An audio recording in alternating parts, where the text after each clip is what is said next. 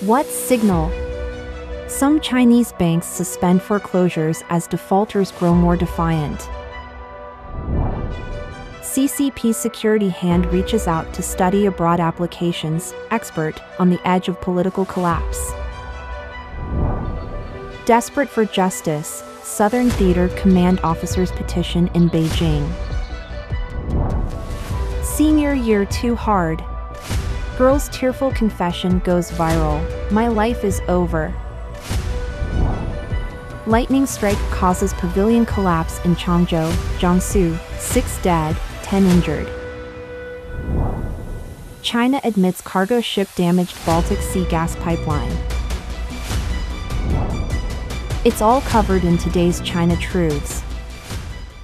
What signal? Some Chinese banks suspend foreclosures as defaulters grow more defiant. In recent developments from China, the latest news surrounding the country's foreclosure housing market suggests that the Chinese banking system is on the verge of collapse. Despite this alarming situation, local governments are reportedly still seeking ways to compel citizens to purchase homes. Reports circulating online indicate that a number of Chinese banks have chosen to suspend foreclosure proceedings. This is despite the fact that, in many cases, the debt litigation process has been completed or is nearing its conclusion.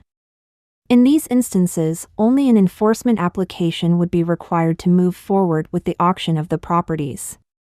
However, some banks appear to have halted these proceedings, even though they typically exhibit a strong desire to auction off properties as swiftly as possible. This unexpected move has prompted a range of speculation from Chinese netizens. Some believe that the sheer volume of foreclosed properties has become overwhelming, and authorities are intentionally slowing down the process in an attempt to maintain the illusion of stable housing prices. Others theorize that the number of mortgage defaults has reached a critical level, creating a massive backlog of foreclosed properties. By postponing the auctions, these properties would not be classified as bad debts on the bank's balance sheets. Furthermore, reports have surfaced since April of homeowners receiving notices from banks after defaulting on their mortgages. These notices, surprisingly, inform homeowners that they can retain ownership of their homes and extend their loan repayment periods. This development has caused considerable concern among Chinese netizens, who are left wondering what the banks are truly afraid of. It is likely that the banks are not motivated by generosity, but rather are being forced into this position due to the sheer number of mortgage defaults. This situation underscores the severity of the current economic climate, which is proving difficult to assess and is generating a great deal of fear. Institutional statistics reveal that, in the first half of this year, the number of residential properties listed for foreclosure in China reached 202,000. This figure represents a 12% increase compared to the same period last year. In contrast, the transaction rate for these properties has decreased by 8.8% compared to the same period in the previous year. While the foreclosure housing market is clearly signaling a crisis in the Chinese real estate sector, local governments appear to be taking a different approach. They are reportedly still attempting to stimulate the market. On August 8, it was announced that the provincial capital city of Changzhou had lifted its restrictions on price reductions, effectively allowing housing prices to fall without constraint. It is anticipated that other cities across the country will soon follow suit and implement similar measures. A netizen's video reveals a 69% auction failure rate for foreclosed properties in Shenzhen in July. This translates to only 3 out of 10 listed properties being successfully sold. Furthermore, some banks have been refusing foreclosed properties since April. Despite this alarming trend, there is a nationwide push to reduce down payments and interest rates. The netizen who posted the video expressed concern, stating this is akin to not even sparing the poor. The underlying logic seems to be forcing those who can't afford homes to buy them, thereby sharing the burden of the current systemic risk. A potential consequence of this is an increase in mortgage defaults, leading to unsold properties accumulating in the hands of banks, a terrifying prospect. A social media post featuring a screenshot claims a former Shenzhen bank president stated 10 million people will default on their mortgages in the future, with 3 million already having done so. Most defaulters reportedly no longer fear lawsuits, foreclosure, or credit damage, as they see no prospect of making money in the current climate. Their apathy grows with their debt. With mounting debts and a bleak outlook, the Chinese people are growing increasingly defiant. Faced with insurmountable debt, they are simply choosing to lie flat and give up. This will only worsen the banking crisis. If banks face future cash flow issues preventing depositors from withdrawing their money, it's uncertain whether people will continue to lie flat or resort to social unrest, potentially threatening the Chinese Communist Party's rule. CCP security hand reaches out to study abroad applications, expert on the edge of political collapse. The Ministry of State Security of China recently alleged that certain study abroad agencies have been tampering with students' resumes and inserting remarks deemed as insulting to China. They highlighted a case where an agency advised a student named Zhang to embellish his application to exploit a green channel at a foreign university, purportedly to enhance his acceptance chances. This guidance led to the inclusion of anti-communist rhetoric in Zhang's application, resulting in penalties for both the agency and the individual involved in May. The ministry asserts that such actions threaten national security, necessitating a crackdown on these agencies. However, experts present a contrasting perspective. Lai Jianping, a former Beijing lawyer and chairman of the Civil Assembly of Canada, interprets this intense scrutiny over application details as a sign of deep political instability within the CCP, indicating that the regime is on the brink of a potential upheaval. According to Lai, this situation has pushed China's security and public safety bodies to a state of high alert, with even minor suspicions and study abroad documents being escalated to significant national security issues. Meanwhile, Li Yuanhua, an historian based in Australia, links these governmental crackdowns to China's economic decline. He observes that poor economic prospects are prompting Chinese families to send their children abroad. Given the stringent criteria for technical immigration, many opt for asylum applications, often necessitating exaggerated claims of persecution, a factor that has prompted authorities to intensify their regulatory measures. Recent statistics from Australia show that over the past 5 years, 3,555 Chinese students have applied for political asylum, with the numbers continuing to rise. In New Zealand, applications for political asylum from Chinese citizens in 2024 tripled compared to previous years. Chinese human rights lawyer Wu Xiaoping is skeptical about the actual influence of anti-communist sentiments on the acceptance of Chinese students by foreign institutions. He questioned the Ministry of State Security's claims that agencies fabricate statements to boost application success rates, expressing skepticism about how these alleged falsehoods could genuinely pose a threat to the CCP's national security. Wu also suggests that if anti-communist rhetoric does indeed improve application success rates, it reflects the CCP's recognition of its own alienation from the global community. Desperate for justice, Southern Theater Command officers petition in Beijing. On August 12, a video surfaced showing a middle-aged petitioner in military uniform outside the reception division of the CCP's National Bureau for Letters and Calls in Beijing. He is identified as being affiliated with the Southern Theater Command, who traveled to Beijing to petition after his wife was sexually assaulted by a superior official. During the conversation captured in the video, he states that it has been over a year since the incident occurred. Despite reporting the issue at every level, his complaints have been consistently ignored, with neither the prosecutor's office nor the courts willing to intervene. Netizens, reacting to the video, questioned the integrity of a military where such offenses occur and questioned its capacity to attack Taiwan or achieve global dominance. Additionally, many public security officers continue to face the severe impacts of what is known as the iron fist of socialism.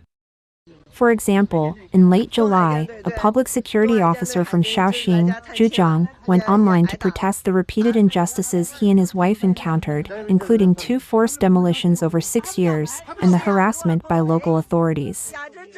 He highlighted that his grandfather was a veteran of the Korean War. Moreover, in July 2024, the human rights website June 4 Tianwang reported that over 100 judges and police officers in Lushan County, Yin City, Sichuan Province, became victims of forced demolitions. They organized the evictees to defend their homes and contacted June 4 Tianwang to publicize their struggle, seeking justice and protection of their rights. Senior year too hard. Girl's tearful confession goes viral. My life is over. Recently, a video of a young girl tearfully lamenting the overwhelming stress of senior year has taken the internet by storm. In the video, the high school girl is seen crying as she describes the relentless pressure. Senior year is too tough. I cry during evening study sessions, I cry at noon, I cry after class, and I can't hold back tears even during lessons. I cry several times a day. No one warned me it would be this hard. It's so tough that I feel like giving up. I honestly think my life is over. In China, the senior year of high school is widely regarded as the most grueling and challenging phase in the entire education process. The girl's distress echoes the sentiments of many students facing the grueling college entrance exams. Some students, in a symbolic act of release, tear up their textbooks and throw them into the air, as if trying to reclaim the youthful spirit that has been stifled by academic pressures. In 2024, the number of students sitting for China's college entrance exams has reached an all-time high of 13.42 million. Earlier, the BBC reported that families of migrant workers and other disadvantaged groups, who lack extensive social connections, often go to great lengths, even to the point of financial ruin, to send their children to school, hoping that education will be the lifeline that brings hope to their difficult lives. However, today, many relatively stable jobs in administrative and public institutions, as well as in state-owned enterprises, are largely controlled by interest groups who prioritize employing their children or connections. Graduates without such backgrounds find it difficult to secure these positions through their own academic achievements. Graduates without such connections are often left with little choice but to take on jobs as food delivery drivers, ride-hailing drivers, or even apply for lower-level government positions, despite holding bachelor's or master's degrees. This reality underscores the diminishing value of academic degrees in China today. As China's economy continues to slow, many students are facing unemployment immediately after graduation. Some return home to rely on their parents, becoming what are now referred to as full-time children. Others, disillusioned, choose to lie flat, effectively entering retirement in their 20s or 30s. The BBC reports that China's exam-oriented education system, which relies heavily on rote memorization and long hours of isolated study, leaves students ill-prepared for real-world challenges. Over 80% of what they learn is quickly forgotten, and the lack of life skills and vocational training further hampers their ability to adapt to society. The New York Times criticizes the CCP's education system for lacking a human touch, arguing that it wastes the hard-earned money of ordinary citizens and squanders the potential and creativity of the younger generation. This system, they say, crushes students' confidence and dooms their futures. The report concludes that China's exam-oriented education system, along with its misleading propaganda, has caused widespread social harm and represents a significant failure of the CCP regime. Lightning strike causes pavilion collapse in Changzhou, Jiangsu, 6 dead, 10 injured. A tragic incident occurred in Changzhou's economic development zone on the evening of August 11, around 8:36 p.m. A lightning strike caused the collapse of a pavilion in Fangmeishan Park where many people were seeking shelter from the storm. As of the evening of August 12, authorities have confirmed 6 fatalities and 10 injuries. The pavilion, which had only recently opened at the end of last year after a significant investment of around 100 million yuan, nearly $14 million, has become a focal point of online discussion. Netizens stated that, "This is something unprecedented, a result of corruption and kickbacks leading to poor construction quality." Heavy rain warning for major Chinese cities, urban and farmland areas severely flooded, heavy losses. Northern China has been grappling with floods following 5 rounds of heavy rainfall between July 21 and August 10. The downpours, which broke historical records, caused widespread flooding in farmlands and urban areas across provinces like Tianjin, Inner Mongolia, and Hebei. Meanwhile, on Monday, August 12, Shanghai experienced an intense storm with strong winds, lightning, heavy rain, and hail. Egg-sized hailstones pounded rooftops in some areas, causing damage and scattering debris.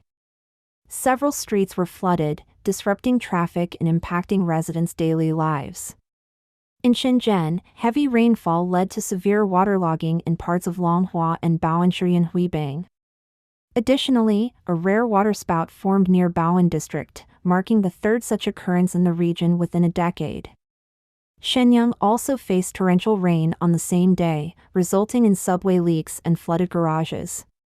Numerous vehicles were stranded in the floodwaters, causing traffic gridlock in many areas until late in the evening and leaving pedestrians stranded. In Tangshan, Hebei, heavy rain caused sewer manholes to overflow, prompting authorities to fence them off to prevent accidents. The streets were inundated with rushing water, and a delivery person was swept away along with his electric bike while trying to save it. From August 8 to 12, heavy rainfall in Chifeng City, Inner Mongolia, caused rivers to swell, inundating vast areas of farmland. Villagers reported devastating losses, with crops completely submerged and their livelihoods destroyed. On August 10, torrential rain in Jizhou District, Tianjin, triggered flash floods, causing extensive damage and stranding tourists in scenic areas. Villagers reported that reservoirs were still releasing water, further exacerbating the flooding and destroying crops just weeks before harvest. Mr. Lin, a villager from Jizhou District, Tianjin, said that the floodwaters even knocked down courtyard walls and rushed into houses while people were still asleep. It really makes you feel how insignificant we are compared to nature's power. Heavy rainfall also hit Jiangsu County, Heilongjiang Province, from August 10 to 11, causing flooding in the county seat and submerging multiple villages. Residents reported significant losses, with homes and belongings damaged or destroyed. Furthermore, the continuous release of water from upstream reservoirs has kept the Songhua River's water level high, leading to prolonged flooding of houses and farmland along its banks. Residents in affected areas are facing significant hardship and losses due to the ongoing flooding. China admits cargo ship damaged Baltic Sea gas pipeline. On August 12, Chinese authorities confirmed that the Chinese container ship Nunu Polar Bear was responsible for damaging a vital gas pipeline connecting Estonia and Finland in the Baltic Sea last October. An internal investigation concluded that the damage was caused by severe storms, and this report has been shared with the Estonian and Finnish governments. While the Nunu Polar Bear was flying the Hong Kong flag at the time of the incident, it is owned by mainland China's Nunu shipping line. Estonia and Finland are conducting a joint criminal investigation and have requested legal assistance from Beijing, including access to the ship and its crew. However, Chinese authorities have not yet responded to these requests. Both countries suspect the Nunu Polar Bear may have dragged its anchor along the seabed, severing the Baltic Connector gas pipeline and damaging 2 nearby telecommunications cables. The investigation is ongoing, and a final conclusion about the cause of the incident has not yet been reached. The Chinese Ministry of Justice has expressed willingness to cooperate with the European investigation team at a later date, but has not yet provided detailed responses to their inquiries. Don't forget to comment in the section below to share your opinions on today's topic with us. If you find the information helpful, please share this video with a friend to watch together. This will be a great source of motivation for our team to produce more and more quality and reliable videos. And also don't forget to like and subscribe to see more interesting topics from China Truths. Thank you for tuning in.